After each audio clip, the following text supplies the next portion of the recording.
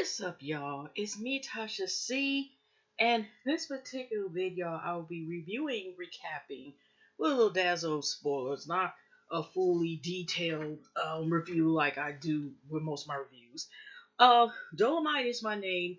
The Netflix movie, which had limited film release, that stars Eddie Murphy playing Rudy Ray Moore, which also was some of us know as one of the legends of like Black Victorian films, raunchy comedy, where when the characters, when the name actually went by Dolomite. Okay, of course that's not the only person that's starring, but just to say in advance, rest in peace to Charlie Murphy, God rest his soul, and his wife Soda also had passed away as well. But also I mentioned that because I don't think too long ago was like the anniversary of his passing, but also it was mentioned towards the end of the credits of the film.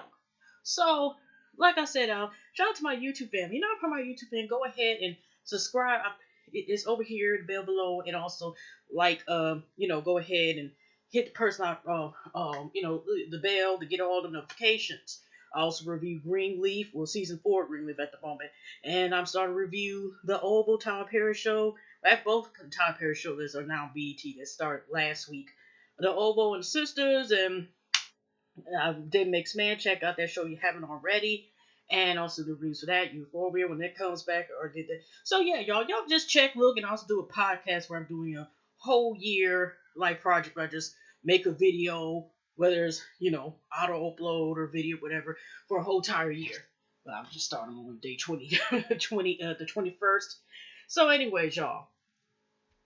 I was considering about possibly doing a review, and I'm not gonna lie that I did get inspired about. Shout out to Timothy Blaine, who also has a channel as an author and YouTube and so forth.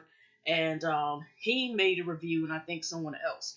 And I see more so reviews about the trailer, but it was interesting what we found out. Now sometimes when you have these autobiography type of films or biography type of films, and sometimes if it's based on a person or persons that may have like comedy and in some of their acts or all their acts, a lot of times y'all be seeing like the story really behind it be tragic, like laugh now cry later type of thing, and they real stories or what they pick on to like document or whatever. It'd be like some sad ass stuff, okay?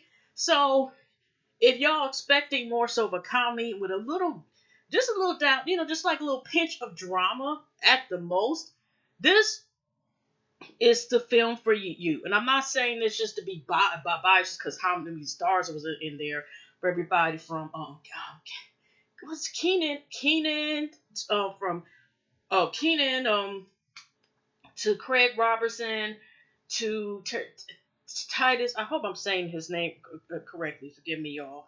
But it's worth seeing. As far as that, if y'all want a good laugh. Also, if y'all have no problem hearing dirty MF, dirty MF or dirty words, ass and dick, a shot of Eddie Murphy's nudity, but back at the back behind. Also, he gives a little nudity back whatever. They get ready for that as well. And I'm gonna lie, Wesley Snipes' character had me rolling, especially one of the favorite quotes I would point out to the film just to see when he says the comment about, "Oh, I'm brown sugar, not milk." I just was done. So it's kind of like you're seeing the blueprint of how it all started, where Ruby Ray Moore becomes to be the man that he is as Dolomite, and how we see. I mean, it's cliched, but it's needed. We do need like this. I don't care how raunchy it is, or rated R, or how funny it is. Movies like this are needed because they give inspiration for people. And then it's also thing is, and it's not looking from, bring God into this and everything else, but it's saying the point is there's no limitation just because of your age, of your body type, this right here, and so forth, even your gender. Because surprisingly, it even does a little bit, not that much, but it does even talk about body image issues. Okay? And it was interesting that they brought that up, and how even breaking the mold, like just because you don't look a certain way or have an appearance, how you're still able, if people you have a talent and it is meant for your calling, you will get there. Okay, sometimes even getting to your goal, y'all, it may hit some role. Like just say there's a race. And sometimes even getting a race line, you still win. Some people sprain their knees and stuff, they trip over some, got to get it back in, get a band-aid, get stitches, and keep going. And that's pretty much what it was, because even though when, of course, Rudy Ray Moore got to certain points, he would, have a heat cup and heat cup and heat cup and heat cup. And him and his crew were able to still progress to being, one of the legends, whatever. And that's why I feel like I said I wasn't going to really go into the movie, but I will say this. Now, I, of course, was not born around that time, but it was interesting to find out that he came from Arkansas. My dad is from Arkansas. They weren't from the same area, nothing like that. But I think Raymore was talking a little bit about he came from a family of sharecroppers, which was interesting. And I think he must have left around the same time. I mean, I think he's a little older than my dad. But he came from the family where sharecroppers. And my dad used to be, as a kid, he was a share, he was still a sharecropper. He was a sharecropper as a child and left in his teens. So it's interesting when they were talking about in the movie, y'all, and the writer that is helping him write the movie, which is King's character. I hope I'm saying King's character, whatever. That about getting out of Arkansas. I had to laugh like, well, that's why my dad did that, because that's when he came up here to Detroit, Michigan. But anyway, y'all. So we have somebody who Ray Moore he's grown as man. He's promoting. He's a singer. He's already doing comedian work, and he has a couple songs. He's trying to get his record played because they actually have a radio station inside of where he works at as assistant manager. And one of his boys, who ends up being basically like the accountant, whatever, and handles all the money, whatever, works with him. And he's trying to get Ding Dong played, One Three Seagulls, and Snoop Dogg makes a guest appearance. It was like two scenes at least that he's there playing the DJ. And he basically tells him, like, man, that dream, I wanted to do this, so don't go on your mouth, so not, let that go too. So it's, like I said, it's a very inspirational film about one thing Rudy not do is stop at his vision. And then I think they had a scene later on where a guy comes in there who I think is, they try to get rid of, alcohol. I don't know if he's homeless or not, but whatever. But he has these Dirty Dozen type of jokes, whatever, what he's saying. And later on, Rudy decides to go with it because he also is an MC. He introduces the band, which, like I said, the lead singer, I don't know if it was all of them, which is Craig Robinson's character. He introduced him and he tries to do a couple jokes, but they're like, mm-mm. And the boss is kind of like, okay, over the club or whatever. Like, I only gave you 5 minutes, not 5 minutes to 30 seconds, 5 minutes and whatever. So when he goes to meet with Ronnie, the guy that was in there earlier, that was drunk, whatever, he ends up talking to him, got the money out, and he has his tape recorder deck and getting all these Dolomites, my name, stories and all this other stuff. And then he studies the work. He writes down with his notebook, college notebook, and takes it from there. Then he starts, like I said, over time getting crew, and he comes to a comedian act. And I never knew, y'all, that fro that Dolomite had was actually not his hair. The high top fade, kind of like fro, whatever. And also, y'all, I remember Dolomite, and I thought it was a important movie to watch just because I seen Dolomite with it. If any of y'all who are young who don't know who Blockbuster Video was, it was partner, or I think it was partnered with, or used to be, Netflix used to be with Blockbuster 2 or something like that. They had a package deal. And that used to be video stores when it had such as video cassette tapes where you can watch videos and stuff like that. They have that, okay? So I remember seeing Dolomite when I was at least, of age and seeing that. So that is a classic film. So I honestly, y'all, have only seen 3 of Rudy Ray Moore's films. But they are classic, especially actually Petey Wishstraw to me is a like one of the ones that kind of stick out just as close. It was more, and I seen Disco Godfather, and always that part when he says put your weight on. He comes in the club putting his weight on as far as dance thing. You gotta watch. And a Petey Wishstraw was definitely something worth watching just alone on one of the scenes where I think it wasn't I think the movie y'all remember seeing that, or y'all end up seeing this movie after, say, y'all watched, the Netflix movie and decide to, look up his own, like his own films. And he used a comb as a weapon on some badass kid's hair. That was the I don't know why, but he was like, that was a weapon. Got the three. I think they were doing boys crime to get on his nerves, and he ended up using the comb as a weapon. Like, not like beating their behinds with it, but combing the hair was the weapon that he used. But anyway, so like I said, you see the progress how he meets Queen Bee. If y'all seen the movies, the Queen Bee, and he used to do tours where she was a singer. He seen her one night what got attention when he was performing at these clubs. So once he down packed, had this persona, dressed like a pip, and he started like way down the jungle deep when he went back to MC. Then he started getting packed people, and then he started making comedy albums. They showed the process. The first one, You Needed Me More album, when he actually used to had the recordings, which he got a loan from Linnell, a funny ass comedian, plays his auntie, and he ends up getting his first loan, and he makes his, a comedy album, okay, which he has recorded one of his friends, Jimmy, which Mike Epps plays, and when he makes the recordings, y'all, they have a devil sign on it, and the purpose is to make it more provocative, which was a good marketing scheme, y'all. Actually, even watching this movie, if you look at it from a standpoint, like even before, if y'all go in a world now where we have to network and use social media links and emails and all this other stuff, what is so dope about it is like how he managed to market and get distributors, and even when there will be a hiccup, there was always another way, or was always another solution to say this one problem. So, like I said, Lady Reed, I was about to call her Lady May. Wrong show, but anyway, Lady Reed, who was also was Queen Bee, she was a singer, but he actually Rudy met her, aka Dolomite, met her like in a club, like I said later on when he started getting a comedy tour after he recorded his album, and he's selling off the store like hotcakes, or I used to have like if y'all remember when somebody used to sell bootleg CD in the store or CD mixes, and they be having behind the counter and you buy them. That's how he was selling his comedy album.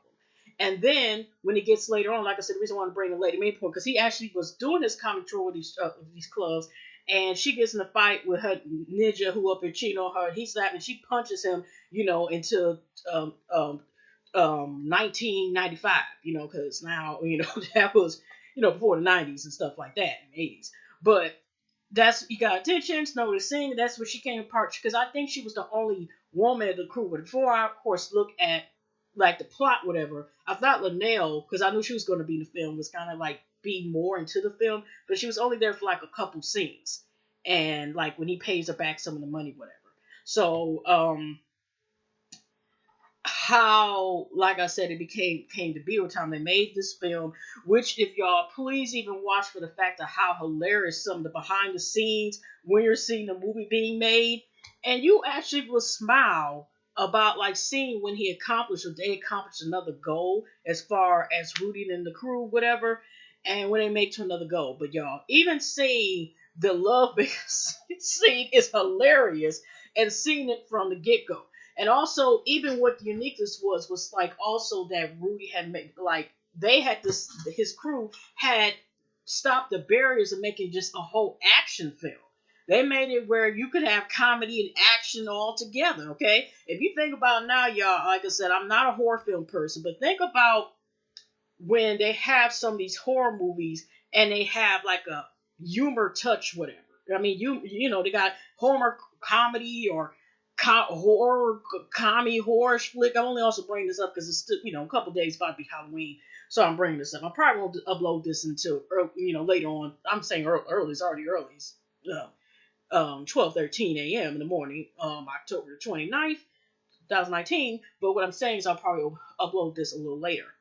And but like I said, changing it where you don't have the what is Pam Sheba Baby and Brown Sugar and did that come out before or after Superfly? Okay, the original one, okay, but just films like that, Chapter, whatever. So it was taking and putting together, coming with ideas. And let's just say he was getting a lot of no's, but he still didn't stop for what he was doing. And even when it was a standstill of getting the movie out, because even that, like I said, took some work and some steps to get into. And even the sacrifice he had to make, he was living in an apartment, had to give his apartment, he had to put in invest, he had to invest his whole self. Other people invest themselves, yet with the money, then he had to change where he was, and actually he ended up living on for a while, especially for the film production, because he couldn't afford his apartment, living where they end up filming majority or some of the film. And him learning karate, y'all, like I said, the scene where you see him, you see this, y'all, I was like, I am done. But the karate part, y'all, I ain't gonna lie. I seriously thought all them people had new karate. Like I said, even don't like a little bit, but it was dope to find out to have this stuff here. And he studied like what people would like, and as he said, but what black folks would like, whatever. And still, it turned out to be a great movie success where it was, despite people doubting him, and even people all of a sudden, of course, when he started doing well, or getting a little buzz there. Oh, we want to work with you now, that type of thing. And then towards the end, when you got the critics and the raters talking about the movie and they saying bad, he looked at the positive side and said, you know what? They gonna see. Let them come see. You know what I mean? So that's all I have to say, y'all. I don't really want to go into the movie because I want y'all to enjoy it. It's like I said, I hope that like that's just my take or whatever. And it's not just also being it's an inspirational movie. It, like I said, personally to me, there's very rare films that, like I said, that will talk about like the person who made the comic, and they, like I said, to be sad as hell. So you looking for a movie that's got dirty MF ever bitch, whatever worse it is, some nudity as well, a little bit. You get a splash in here and that there, whatever, right? So, like I said, it is rated. I think it's rated R. Whatever it is, it's not meant for the kids unless you're okay with your kids listening to that and possibly repeating some of the stuff. But it's definitely worth. It's about almost like 2 hours, because it's like what, an hour and 50 minutes or something like that. Besides the credits at the end, they give like the little updates of of Rudy Ray Moore afterwards. But like I said, it's just like I said, it's very good, and like I said, it's just you don't limit yourself and don't allow a no. Sometimes it may be more than one no.